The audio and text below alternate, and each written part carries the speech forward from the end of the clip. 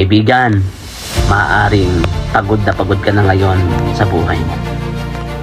Minsan nga parang gusto mo nang sumuko Tama? Pero tandaan mo, hindi ka nag-iisa sa pinagdadaanan mo ngayon.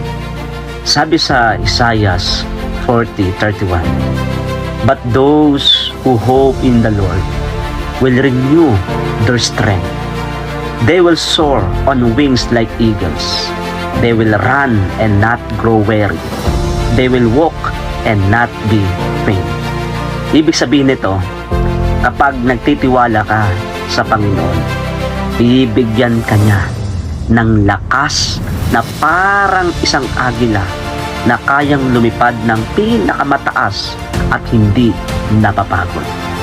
Kaya, bawat hirap at pagod mo ngayon ay may kapalit na pagpapala sa hinaharap.